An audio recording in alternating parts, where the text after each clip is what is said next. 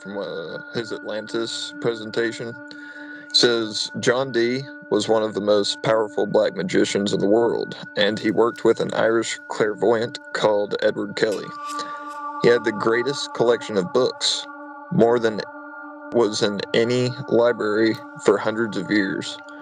John Dee was a leader of British intelligence. He created it.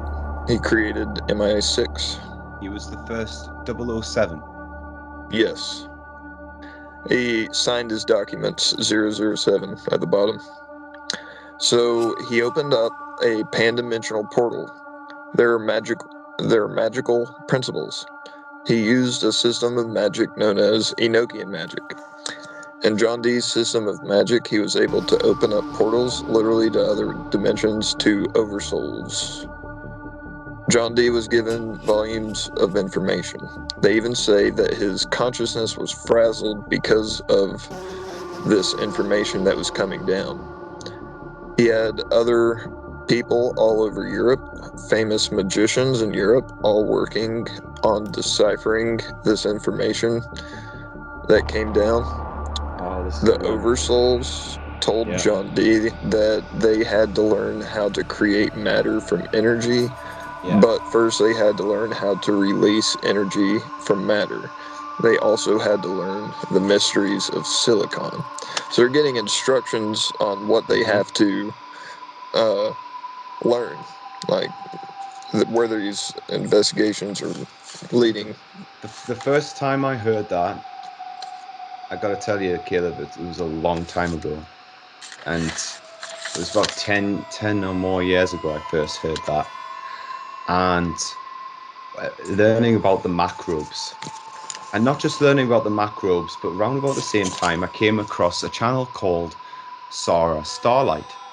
Now it's this professor from America who has collected this footage from NASA, and on this footage is these massive amoeba type looking entities, huge. Some of them as big as stadiums, some of them even bigger than that, some of them miles long, and they seem to feed off electromagnetic energy. They float above the planet like Pac-Men, okay? Because when they look through these electromagnetic scopes that NASA has, and I'll put this footage up on the video, and I'll show people just what this footage, because I saw this footage when learning about this fascination with the macrobes that John Dee was supposed to be getting in contact with above the atmosphere, feeding on the electromagnetism, the electromagnetic energy of the planet and the storms, but also creatures. And so I've seen footage of these things, these colossal Pac-Men in the sky, and you'd be surprised how much they look like Pac-Men, Caleb. It's crazy, like, and yeah. So if these are the same macrobes, that they're flying around in the atmosphere like they're in a pond, like it's like space is their pond, like it's like their ocean, and like the space is like another ocean out there. And NASA has footage of these things, incredibly blurred out, of course. Remember what Dion Fortune said in that earlier quote? She said that an analogy of electromagnetism and bacteriology is the general way of conceptualizing what's going on, and these that's layers great. of energy.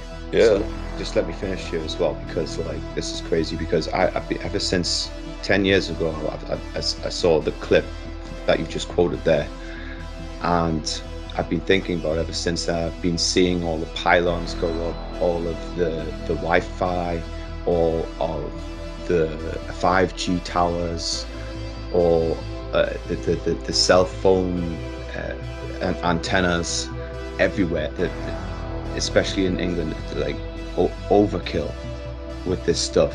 every house with a Wi-Fi device, every person with a Bluetooth device attached to their head. And I'm thinking, did they make a deal with these things up there that they would make this place more habitable so they could come down and feed when they wanted to, and as a sacrifice, so that they could learn knowledge from these beings, but they would open up the door, kind of thing, open the Stargate to let them through so they could feed on us whenever they wanted, given that they would leave the people who were serving them alone, etc. What do you think about that? It's pretty much I mean, it's a good speculation. I've asked a million similar questions myself, and that's why I just keep pressing on with research that I do, hypotheses, and sometimes you have a hypothesis that just sort of stays a hypothesis for an indefinite time.